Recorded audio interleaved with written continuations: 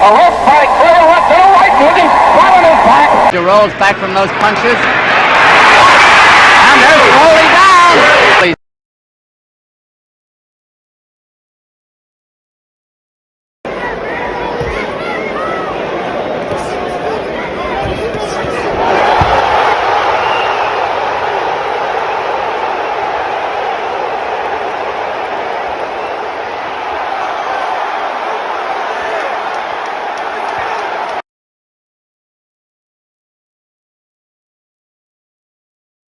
What's good, guys? Prince Sports here, coming at you with another one.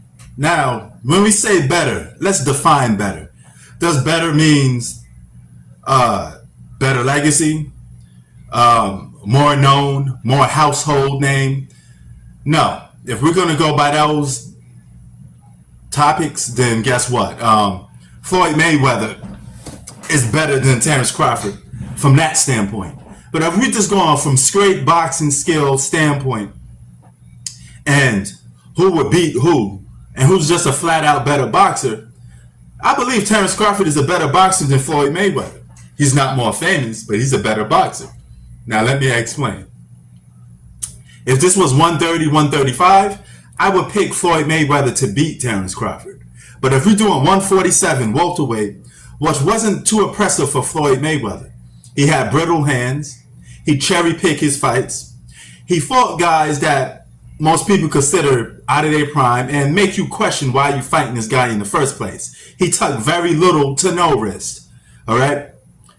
Very little bit of legacy fights, but he did fight marquee names. Remember, Floyd always taught you, fuck a legacy, I fight for checks. All right? But Terence Crawford fight for checks and legacy. But I think legacy means more important to him. So what does Terence Crawford do better than Floyd Mayweather? He cuts off the ring better. He's a better counterpuncher. He's more precise with his offense. Better landing, more efficiency with his punches. Better footwork offensively. The only thing Floyd will have over Terence Crawford is probably, you could say, a better defensive fighter. But it's not like Terence Crawford defensive skills is bad neither.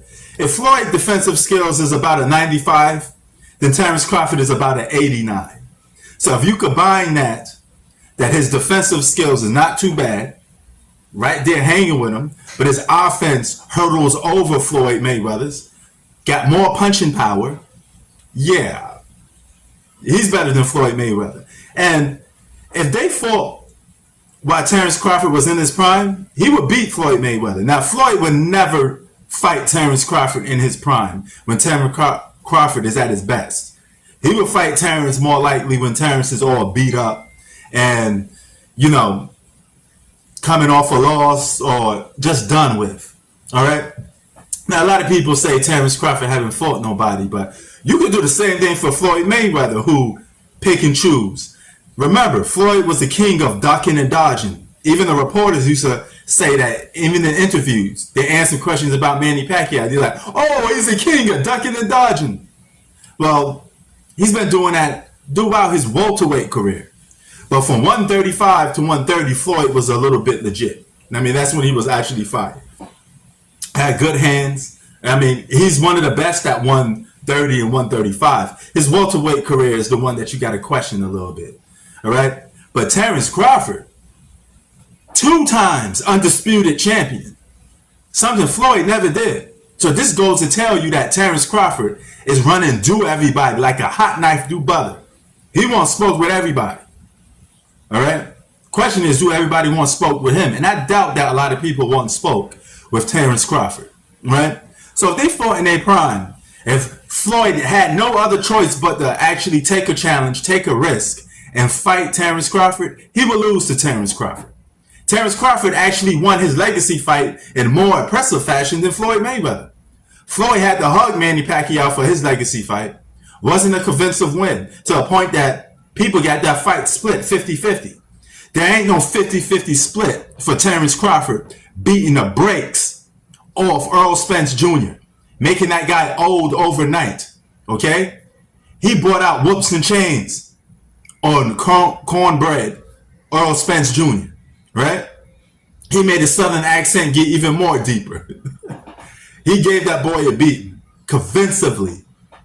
31 knockouts. So he's putting hands on people. He ain't running. He's a better in the pocket fighter than Floyd Mayweather. Offensively, his skills is way better than Floyd Mayweather. And you could make a case when he's done with his career, if he moves up to 154 or stay at 147, he could challenge Boots Ennis, beat the brakes off him, move up to 150, get some smoke with Canelo. And Canelo got a big audience with the Mexicans. Terence Crawford could go out there and beat Canelo. Right? So, and if you look at resume on resume, his resume and Floyd is not that much of a difference. Okay? Floyd fought a lot of suspect fighters on his list, the Andre Bertos and all that. Andre Berto could equal to like a Gamboa, right? But you got Benavidez, Kell Brook, who was once most feared welterweight. Sean Porter and Kell Brook, Floyd would never face those guys while they was hot in their prime, right? Too much pressure, too much a risk. Because remember, he almost got knocked out by old-ass Shane Mosley. He had to hold on to dear life to get knocked before he was going to get knocked out by Shane. Messing with Bud, he would have got knocked out. Bud got more punching power, and he got them hands, and they ain't brittle.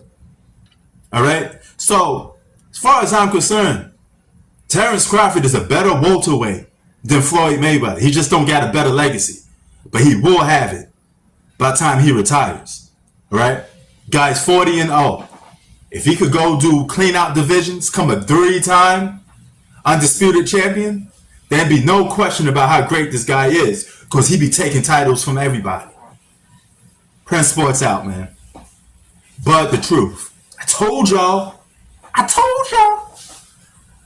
This is the way.